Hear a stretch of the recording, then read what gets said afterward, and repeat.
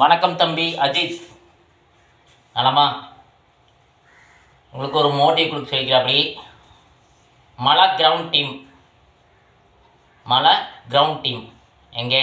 சென்னை திரிசூலம். என்ன மோட்டிவ்? உங்கள் கேப்டன் மணி ஒரு மோட்டிவ் கொடுக்க சொல்லிக்கிறேன். என்ன மோட்டிவ்னா, கிரிக்கெட் விளையாடுறதுல கேட்சு அழகாக கைக்கு வரதவே விட்டுறீங்கன்னு சொல்கிறாங்க. என்ன காரணம்? நீ டீமில் 11 பேர் கரெக்டா? இந்த 11 பேர்த்தில் உனது பங்கு முக்கிய பங்கு. சரியா? நல்லா கேட்கும். உனது பங்கு முக்கிய பங்கு. எல்லாத்துக்கும் 10% கான்ட்ரிபியூட்னா உனக்கும் 10% கான்ட்ரிபியூட்டுங்க. எல்லாத்துக்குமே 100% அவங்களோட முழு ஒத்துழைப்பு கொடுக்கணும். மாதிரி இருந்ததில் நீயும் அந்த 100% ஒத்துழைப்பு கொடுக்கணும். அவங்க பார்த்துக்குவாங்க. நம்மளுக்கு அங்கே நம்ம ஏதோ போயிட்டு வரலாம், வாரத்தில் ஒரு டைமு, எல்லோரும் வாரத்துக்கு ஒரு டைமில் கிரிக்கெட் விளையாடுவோம் அப்படின்னு என்ன ஓட்டத்தில் விடாத. அவ்வளோதான். நீயும் அதாவது கான்ட்ரிபியூட், நீயும் ஒரு திறமையான பிளேயரு. உன்னாலுமே அந்த டீமை வின் பண்ணுறதுக்கு முக்கிய காரணம். சரியா? நீ அதில் ஃபுல் கான்ட்ரிபியூட்டு, முழு திறமையும் முழு திறனையும் அதில் காட்டணும்.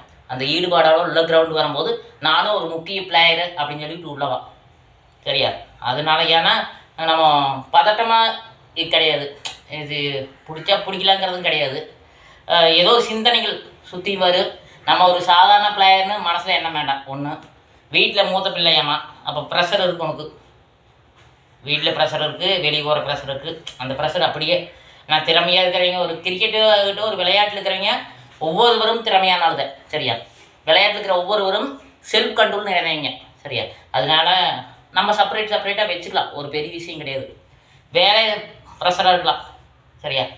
வண்டி ஓட்டுறது கொண்டு பர்சனலாக சுற்றி நடக்கக்கூடிய விஷயங்கள் கொண்டு 25 வயசாச்சு, இன்னொரு 5-6 வயசில் மேரேஜ் பண்ணுவாங்கன்னு நினைக்கிறேன். அதுக்குண்டான கவலைகள் எல்லாமே நீ செல்ஃப் கண்ட்ரோலாக இருக்கிறதுக்கும் உன்னோட விளையாடுறதுக்கு வரையில அதே செல்ஃப் கண்ட்ரோல் தான். அது ஒவ்வொன்றையுமே செப்பரேட்டாக பிரித்து போட்டு உள்ளே வரும்போது உன்னால் பங்களிப்பு இருக்குது. சரியா? செல்ஃப் கண்ட்ரோல் தம்பி. செல்ஃப் கண்ட்ரோல்னால் அந்தந்த வேலையை அந்தந்த நேரத்தில் பார்த்துக்கலாம். அவ்வளோதான். இந்த மைண்டுக்குள்ள இந்த டிஸ்டர்ப் பண்ணால் இந்த மாதிரி கேட்ச் மிஸ் ஆகுது. சரியா?